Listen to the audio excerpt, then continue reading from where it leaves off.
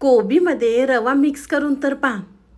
तुम्ही जर एकदा ही रेसिपी केली ना कोबीची, तर आठवड्यातनं 3 ते 4 वेळा नक्कीच बनवाल.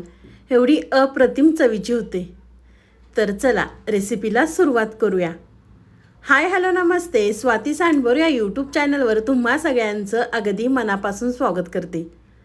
तर सर्वप्रथम आपल्याला लागेल तेवढा कोबी कट करून घ्यायचा आहे.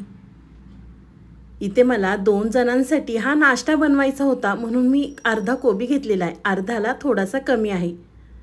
त्यानंतर आपल्याला कोबी हा पातळ उभा छान चिरून घ्यायचा आहे.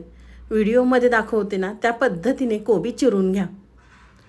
तोपर्यंत तुम्ही माझा व्हिडिओ इथपर्यंत पाहिलाच आहे आणि अजूनसुद्धा व्हिडिओला लाईक केलं नसेल ना तर प्लीज एक लाईक नक्कीच करा. साईडचं बेल आयकॉनसुद्धा प्रेस करा, म्हणजे तुम्हाला माझे नवीन व्हिडिओंचं नोटिफिकेशन सगळ्यात आधी येईल. तर इथे मी तुम्हाला अर्धा कोबी चिरून दाखवलेला आहे. अशाच पद्धतीने बाकीचा सुद्धा कोबी चिरून घेते. आज आपण कोबीपासनं एकदम अप्रतिम रेसिपी पाहणार आहोत. नेहमी आपण कोबीची भाजी बनवतो, तर तुम्ही एकदा या पद्धतीने कोबीची रेसिपी करून पहा. कोबी न खाणारे सुद्धा आवडीने खातील. तर इथे मी सगळा कोबी चिरून घेतलेला आहे. त्यानंतर आपल्याला सिमला मिरचीसुद्धा बारीक चिरून घ्यायची आहे. आपण या रेसिपीमध्ये भाज्यासुद्धा वापरणार आहे, त्यामुळे आपला पौष्टिक नाश्ता तयार होणार आहे. तर इथे मी बारीक सिमला मिरची चिरून घेते. इथे मी सगळी सिमला मिरची चिरून घेतलेली आहे. त्यानंतर आपल्याला इथे एक छोट्या आकाराचा कांदा घेतलेला आहे, तो सुद्धा आपल्याला बारीक चिरून घ्यायचा आहे. सिमला मिरची चिरून घेतली ना त्याच पद्धतीने आपल्याला कांदासुद्धा चिरून घ्यायचा आहे. तर इथे मी सगळा कांदा चिरून घेते.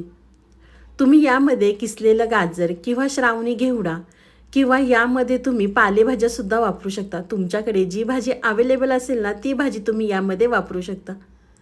कांदा चिरल्यानंतर त्यामध्ये आपल्याला कोथिंबीरसुद्धा बारीक चिरून घ्यायची आहे. तर इथे मी कांदा, कोथिंबीर, सिमला मिरची, कोबीसुद्धा चिरून घेतलेला आहे. सगळ्या भाज्या चिरल्यानंतर चिरलेला कोबी आपल्याला एका पसरट आकाराच्या भांड्यामध्ये काढून घ्यायचा आहे. इथे मी अर्धी वाटी बारीक रवा घेतलेला आहे. तुम्ही जाड रवा किंवा बारीक रवा यामध्ये वापरू शकता.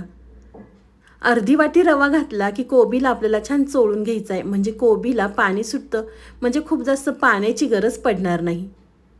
तर इथे मी 2 मिनटं कोबीमध्ये रवा चोळून घेतलेला आहे. कोबीमध्ये रवा घातल्यानंतर त्यामध्ये आपल्याला चिरलेला कांदा, चिरलेला सिमला मिरची, चिरलेली कोथिंबीर त्यामध्ये घालायची आहे. भाज्यासुद्धा आपल्याला कोबीमध्ये व्यवस्थित मिक्स करून घ्यायचं आहे. तोपर्यंत तुम्ही माझ्या चॅनलवर नवीन आला असेल ना तर प्लीज आपल्या चॅनलला एक सबस्क्राईब नक्कीच करा. सगळ्या भाज्या घातल्या, व्यवस्थित मिक्स केलं की त्यामध्ये आपल्याला 1 चमचा काश्मीरी मिरची पावडर, म्हणजे पदार्थाला रंग अगदी छान येतो. पाव चमचा यामध्ये हळद घालायची. 1 चमचा धना पावडर, 1.5 चमचा आपल्याला यामध्ये मिरची पावडर घालायची. तिखट तुम्ही तुमच्या गरजेनुसार कमी अधिक करू शकता. मिरची पावडर घातल्यानंतर आपल्याला 1 चमचा जिरा घालायचा आहे. जिरे घातल्यानंतर त्यामध्ये आपल्याला 1 चमचा ओवा घालायचा आहे. थोडासा हातावर चोळून घातला की पदार्थाला अगदी छान चव येते. ओवा घातल्यानंतर त्यामध्ये आपल्याला चवीनुसार मीठ घालायचं आहे. यामध्ये मी अख्खे जिरे वापरलेले आहे. तुम्ही जिरा पावडर वापरली तरी चालणार आहे. मीठ घातलं की परत आपल्याला व्यवस्थित हे कोबीमध्ये मिक्स करून घ्यायचं आहे. मिक्स केल्यानंतर त्यामध्ये आपल्याला अर्धी वाटी गव्हाचं पीठ घालायचं आहे. तुम्हाला गव्हाचं पीठ कमी अधिक लागू शकतं.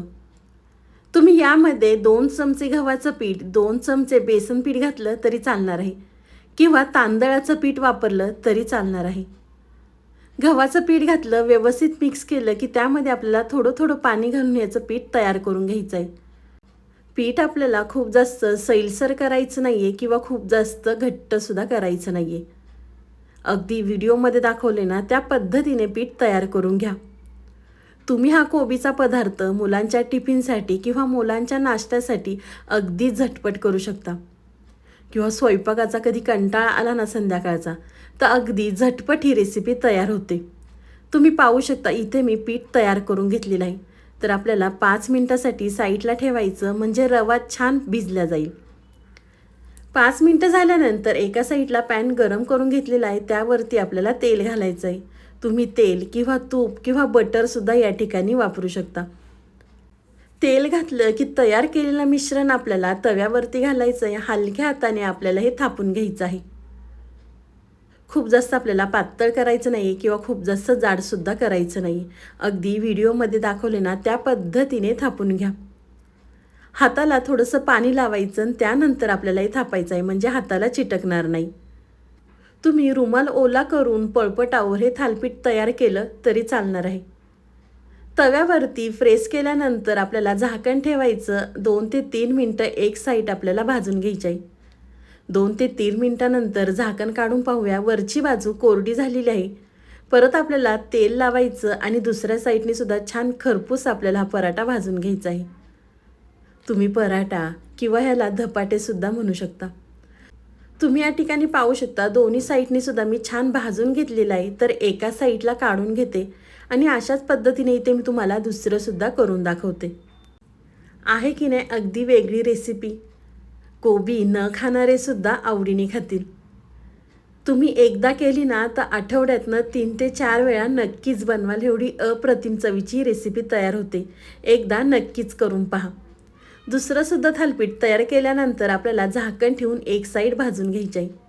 एक साईड भाजल्यानंतर परत आपल्याला तेल घालायचं आणि दुसऱ्या बाजूने सुद्धा छान आपल्याला पराठा भाजून घ्यायचा आहे. तुम्ही पाहू शकता दिसायला सुद्धा किती छान दिसतं ते. यामध्ये आपण खूप जास्त पिठांचा वापर केलेला नाही. अगदी अर्धी वाटी रवा, अर्धी वाटी गव्हाचं पीठ यामध्ये आपण वापरलेलं आहे. दुसरासुद्धा पराठा आपला दोन्ही साईडनी छान भाजलेला आहे. मस्त आपले कोबीचे पराठे तयार झालेले आहे. तुम्ही टोमॅटो केचप संग किंवा मेयोनीज संग सुद्धा खाऊ शकता. तुम्हाला ही माझी आजची रेसिपी कशी वाटली ती मला नक्की कमेंट करून कळवा.